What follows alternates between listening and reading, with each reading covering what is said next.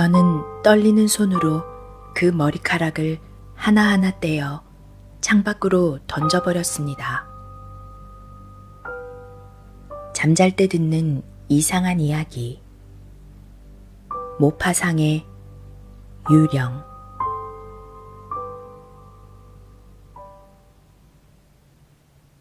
우리는 최근의 소송 사건에 대한 이야기를 나누다 얘기가 옆으로 새서 압류에 관한 이야기를 나누고 있었다. 그곳은 그르넬 거리에 있는 낡은 별장으로 친한 사람들이 모여 이야기를 나누며 하룻밤을 보냈는데 손님들이 번갈아 가며 여러 가지 이야기를 들려주었다. 어느 사람의 이야기나 전부 실제로 있었던 일이었다고 한다. 그때 나이 많은 데라투르 사무엘 휴작이 자리에서 일어나 난로가로 다가갔다. 후작은 당년 82세의 노인이었다. 그가 약간 떨리는 듯한 목소리로 이런 이야기를 시작했다. 제 눈으로 직접 신기한 것을 본 적이 있습니다. 그것은 제 평생의 악몽이었을 만큼 기이한 사건으로 지금으로부터 56년 전이라는 먼 옛날의 일입니다만 아직도 그 무시무시한 꿈에 매달 시달리고 있습니다. 그 일이 있었던 날부터 제 머릿속에는 공포라는 것이 깊이 새겨졌습니다. 그 10분 동안은 공포의 먹잇감이 되어 있었는데 그 공포가 아직도 제 마음에 남아 있습니다. 갑자기 어떤 소리가 들려오면 저는 한없이 놀랍니다. 땅거미가 내린 저물녘, 어떤 이상한 것을 보면 저는 달아나고 싶어집니다.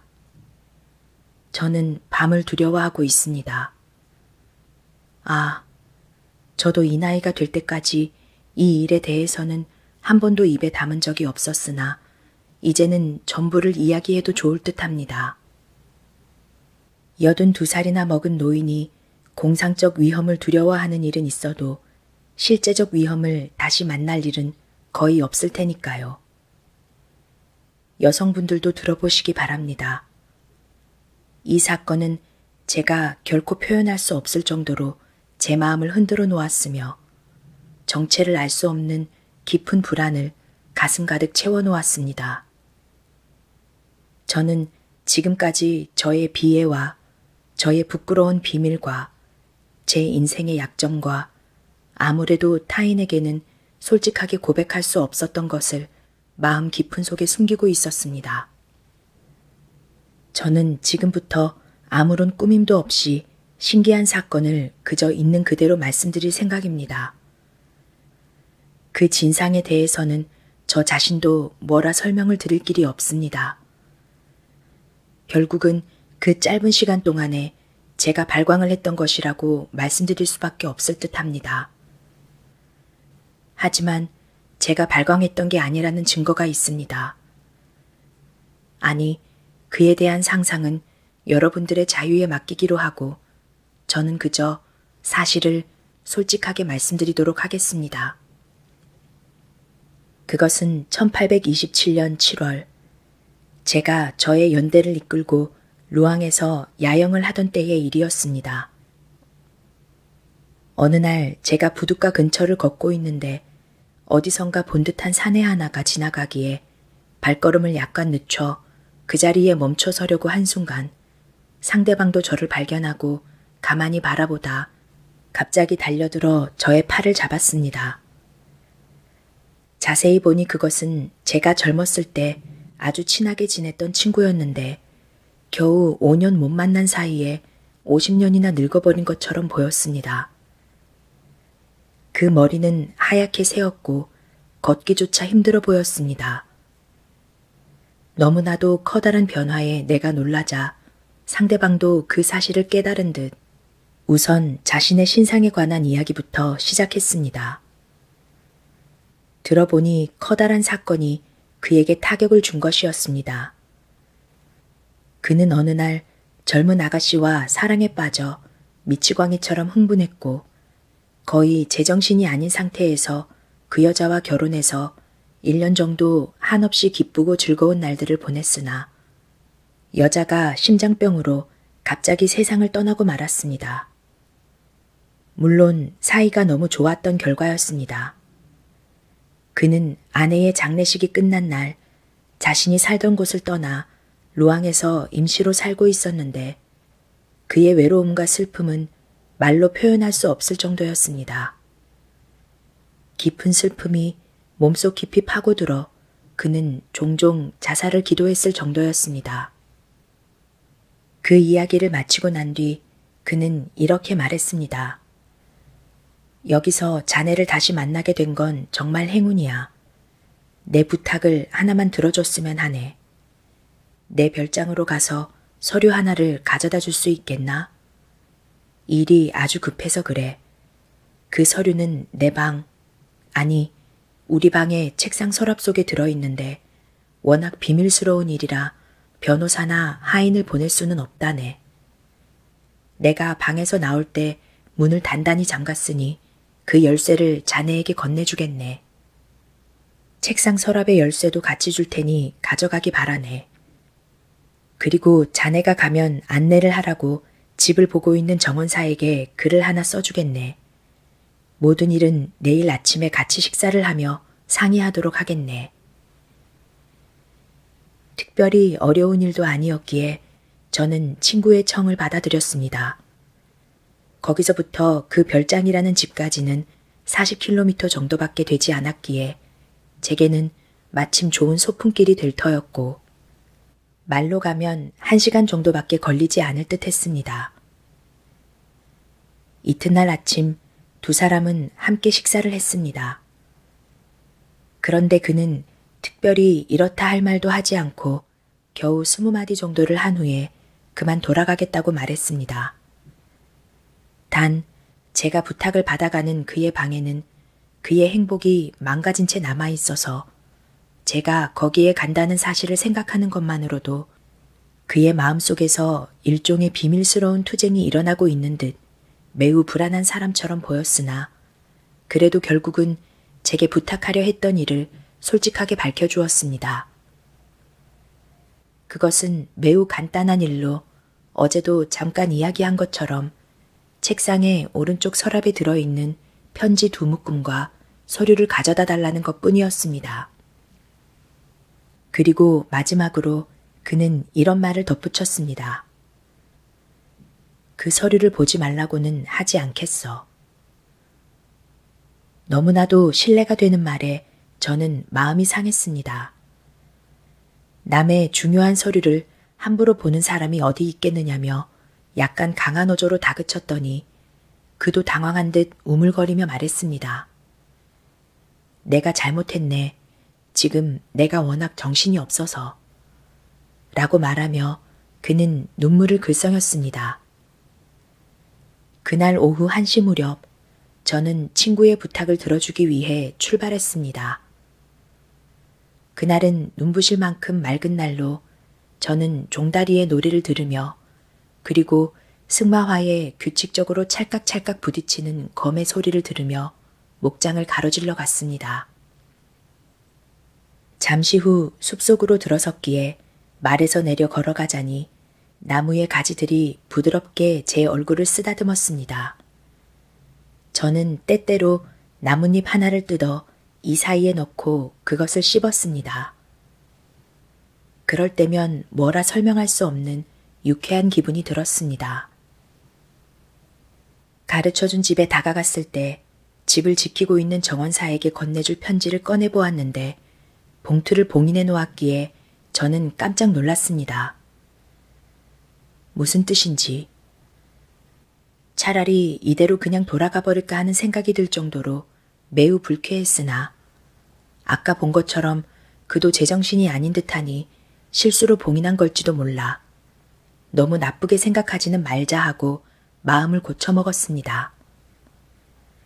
그런 다음 잘 살펴보니 그 별장풍의 건물은 한 20년 정도 비어 있었던 듯 문은 활짝 열린 채 썩어가고 있었으며 길을 뒤덮을 정도로 풀이 우거져 있었습니다. 제가 덧문 차는 소리를 듣고 한 노인이 쪽문을 열고 나왔는데 그는 거기에 서 있는 제 모습을 보고 매우 놀라는 듯한 눈치였습니다.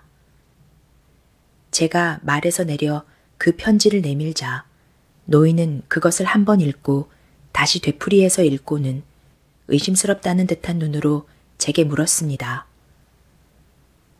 그런데 당신은 무슨 일로 오셨습니까? 자네 주인의 편지에 적혀 있지 않은가? 나는 이 집 안으로 들어가야만 해. 그는 더욱 당황한 듯한 모습으로 말했습니다. 그렇습니까? 그럼 당신께서 들어가시는 겁니까? 나리의 방에? 저는 답답해지기 시작했습니다. 자네는 왜 그런 걸 캐묻는 거지? 그가 머뭇거리며 그런 건 아닙니다만 단지 그 방은 불행한 일이 벌어진 후에 한 번도 연 적이 없어서 그럼 한 5분 정도만 기다려 주시기 바랍니다. 제가 가서 어떻게 되어 있는지 잠깐 보고 올 테니. 저는 화가 나서 그를 가로막았습니다. 농담하지 마. 그 방에 대체 어떻게 들어가겠다는 거지? 방 열쇠는 내가 가지고 있어. 그도 더는 방법이 없는 듯 그럼 안내하도록 하겠습니다. 계단이 있는 곳을 가르쳐 주기만 하면 돼. 나 혼자서 할 테니. 하지만 그게... 저는 화가 폭발하고 말았습니다. 그만 입 다물고 있어. 아니면 네게도 좋지 않을 거야. 제가 그를 밀치고 집 안으로 성큼성큼 들어가자 처음이 부엌, 다음이 그 노인 부부가 쓰고 있는 조그만 방. 그것을 지나자 커다란 거실이 나왔습니다. 거기서 계단을 올라 저는 친구가 가르쳐준 방의 문을 찾아냈습니다. 열쇠를 가지고 있었기에 간단히 문을 열고 저는 그 방 안으로 들어갈 수 있었습니다. 방 안은 아주 어두워서 처음에는 아무것도 보이지 않을 정도였습니다. 그처럼 오래 비워둔 방에서 나기 마련인 흙냄새와 썩은 듯한 냄새에 기침을 하며 잠시 서 있는 동안 제 눈도 점점 어둠에 익숙해져서 어질러진 커다란 방 안에 침대가 놓여 있는 것이 분명하게 보이기 시작했습니다. 침대에 시트는 없고 3장의 요와 2개의 베개만이 나란히 놓여 있었는데 그중 하나에는 지금까지 누군가가 거기에 누워 있었던 것처럼 머리와 팔꿈치 자국이 선명하고 깊게 남아 있었습니다. 의자는 전부 어지럽게 놓여 있었으며 틀림없이 찬장일 것이라 여겨지는 것의 문도 약간 열려 있었습니다. 저는 우선 창가로 가서 빛이 들어오게 하기 위해 창문을 열었으나 바깥쪽 덧문의 경첩이 녹슬어서 그것은 열 수가 없었습니다. 칼을 써서 억지로 열어보려 했으나 잘 되지 않았습니다. 이런 일을 하는 동안 제 눈이 어둠에 완전히 익숙해졌기에 창문 열기는 그만 포기하고 저는 책상 쪽으로 다가갔습니다. 그리고 팔걸이 의자에 앉아 서랍을 열었는데 그 안에는 여러 가지 물건이 가득 들어 있었으나 저는 서류와 편지 3묶음만 꺼내면 됐고 그것을 바로 찾아낼 수 있도록 친구로부터 설명을 들었기에 얼른 그것을 찾기 시작했습니다. 그 겉면에 적어놓은 것을 읽기 위해 어둠 속에서 눈에 온 신경을 집중하고 있을 때 제 뒤에서 가볍게 바스락거리는 소리가 들려왔습니다. 들었다기보다는 오히려 느꼈다고 해야 할 것입니다. 하지만 그것은 틈새로 들어온 바람이 커튼을 흔든 것이라는 정도로 생각했을 뿐 저는 특별히 신경 쓰지 않았습니다. 그런데 잠시 후 다시 바스락하는 소리가 이번에는 꽤나 분명하게 들려와 저는 왠지 소름이 돋을 것 같은 불쾌한 느낌이 들었으나 그런 조그만 일에 일일이 놀라서 뒤를 돌아본다는 것도 한심하다는 생각이 들었기에 그대로 내버려두고 계속해서 편지와 서류를 찾았습니다. 마침 두 번째 꾸러미를 찾아내고 다시 세 번째 꾸러미를 찾아낸 순간 제 어깨와 가까운 곳에서 슬픈 듯 커다랗게 한숨 짓는 소리가 들려왔기에 저는 깜짝 놀라 2미터 정도나 황급히 뒤로 물러나 검의 손잡이로 손을 가져가며 돌아보았습니다. 검을 가지고 있지 않았다면 저는 겁을 먹고 그대로 달아났을 겁니다. 키가 커다란 한 여인이 하얀 옷을 입고 지금까지 내가 앉아있던 의자 뒤에 서서 저를 정면으로 마주보고 있었습니다. 저는 거의 뒤로 쓰러질 뻔했습니다. 그때의 공포를 이해할 수 있는 사람은 아무도 없을 겁니다. 만약 여러분이 그것을 보았다면 영혼은 꺼지고 숨은 멎고 온몸은 뼈 없는 솜처럼 되어 몸 깊은 곳까지 흐물흐물 무너져 내렸을 겁니다. 저는 유령 따위를 믿는 사람이 아닙니다. 그래도 죽은 사람이 가져다주는 말로 표현할 수 없는 공포 앞에서는 어쩔 수가 없었습니다. 저는 어떻게 해야 좋을지 몰랐습니다. 한동안은 제정신이 아니었습니다. 평생 그렇게 당황했던 적은 한 번도 없었습니다. 여자가 그대로 입을 다물고 있었다면 저는 정신을 잃고 말았을 겁니다.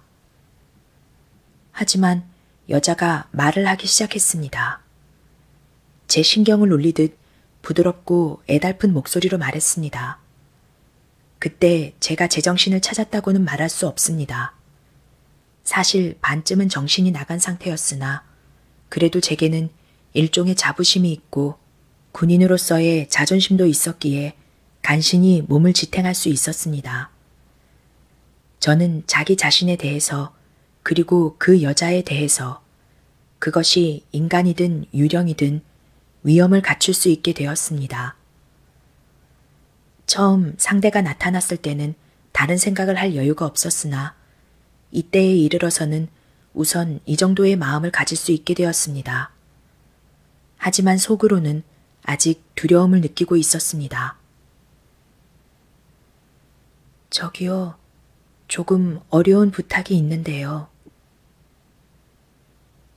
저는 대답을 하려 했으나 말은 나오지 않고 그저 이상한 소리만 목에서 나올 뿐이었습니다.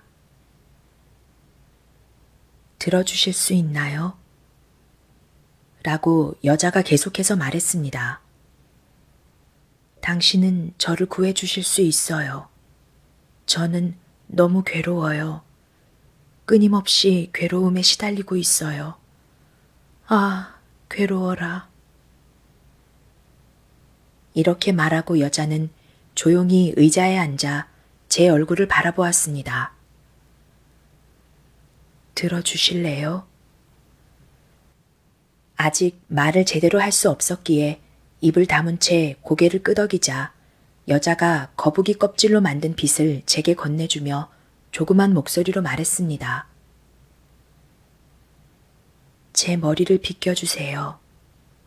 부탁이니 제 머리를 빗겨주세요. 그러면 저를 낫게 할 수 있을 거예요. 제 얼굴을 좀 보세요. 제가 얼마나 괴로워하고 있는지. 제 머리를 좀 보세요. 머리가 얼마나 상했는지. 여자의 헝클어진 머리는 아주 길고 아주 검었는데 여자가 앉아있는 의자를 넘어 거의 바닥에 닿을 정도로 길게 늘어져 있는 것처럼 보였습니다. 저는 어떻게 머리를 빗겼는지, 어떻게 부들부들 떨면서 그 빗을 받아들고 마치 뱀을 잡았을 때처럼 차갑게 느껴지는 여자의 머리에 어떻게 내 손을 댔는지, 그건 나 자신도 잘 모르겠지만 그때의 차가운 느낌만은 언제까지고 제 손가락에 남아 지금도 그것을 생각하면 몸이 떨려오는 듯 합니다. 어떻게 해야 좋을지 몰랐으나 저는 얼음처럼 차가운 머리를 빗겨주었습니다. 한 움큼 쥐기도 하고 풀기도 하면서 말의 갈기처럼 하나로 모아 묶어주었더니 여자는 그 머리를 늘어뜨린 채 한숨을 지으며 아주 기뻐하는 것처럼 보였는데 잠시 후 느닷없이 이렇게 말했습니다. 고마워요. 제 손에서 빗을 낚아채더니 반쯤 열린 것처럼 보이는 문으로 달아나듯 나가버렸습니다. 그 자리에 혼자 남게 된 저는 악몽에서 깨어난 사람처럼 몇 초 동안은 넋을 잃고 있었으나 곧 의식이 되돌아오자 다시 창문 쪽으로 달려가 마구잡이로 덧문을 두들겨 부수어 버렸습니다. 바깥에 빛이 스며들었기에 저는 우선 여자가 나간 문 쪽으로 가보았으나 문에는 자물쇠가 채워져 있어 열 수 없게 되어 있었습니다. 이렇게 된 이상 달아나는 수밖에 없었습니다. 저는 서랍을 열어둔 채 책상 위에서 3개의 꾸러미를 얼른 집어들고 그 방에서 나와 계단을 한 번에 4단 정도나 뛰어내려 밖으로 달아났습니다. 그리고 어떻게 해야 좋을지 몰랐는데 다행스럽게도 제 말이 묶여있는 것이 보였기에 바로 거기에 뛰어올라 전속력으로 달리게 했습니다. 루앙에 도착할 때까지 한 번도 쉬지 않고 달려 제 집 앞에 도착했습니다. 거기에 있던 하사관에게 내던지듯 고삐를 건네주고 저는 제 방으로 달려들어가 문을 잠근 뒤 마음을 가라앉히고 생각해 보았습니다. 거기서 저는 환각에 시달렸던 것이 아닐까 하고 1시간이나 생각했습니다. 저는 틀림없이 일종의 신경적 충동으로 인해 머리에 혼란이 생겨 그와 같은 초자연적 기적을 맛보게 된 것이라고 생각했습니다. 어쨌든 그것은 저의 환각이었다고 생각하기로 하고 자리에서 일어나 창가로 갔습니다. 그런데 그때 문득 보니 제 안쪽 옷의 단추에 여자의 머리카락이 잔뜩 엉켜있지 않겠습니까? 저는 떨리는 손으로 그 머리카락을 하나하나 떼어 창밖으로 던져버렸습니다. 저는 하사관을 불렀습니다. 마음이 너무나도 혼란스럽고 몸도 지칠 대로 지쳐 있었기에 그날 당장 친구를 찾아갈 수 없었을 뿐만 아니라 친구를 만나 어떻게 이야기하면 좋을지도 생각해두지 않으면 안 되었기 때문입니다. 심부름을 보냈던 하사관이 친구의 답장을 받아가지고 왔습니다. 친구는 그 서류를 틀림없이 받았다고 했습니다. 그가 저에 대해서 묻기에 하사관이 저의 좋지 않은 상태에 대해서 이야기하고 아마 일사병에 걸린 것 같다고 말하자 그는 괴로워하는 듯한 모습을 보였다고 합니다. 저는 사실을 털어놓기로 하고 이튿날 아침 일찍 친구를 찾아갔는데 그는 어제 저녁에 나가서 아직 돌아오지 않았다는 것이었습니다. 같은 날 다시 한번 찾아가 보았으나 그는 역시 돌아오지 않았습니다. 그로부터 일주일을 기다렸으나 끝내 돌아오지 않았기에 저는 경찰에 신고를 했습니다. 경찰에서도 사방팔방 수색을 해보았으나 그의 종적을 찾아내지는 못했습니다. 그 빈집도 샅샅이 뒤져보았으나 결국 의심이 갈 만한 단서는 아무것도 찾아내지 못했습니다. 거기에 여자가 숨어 있었던 것 같은 흔적도 없었습니다. 취조에서도 아무런 성과를 거두지 못했기에 더는 수색을 진전시킬 수가 없었습니다. 그로부터 56년 동안 저는 그 일에 대해서 아무것도 알아내지 못했습니다. 저는 끝내 사건의 진상을 밝혀내지 못했습니다.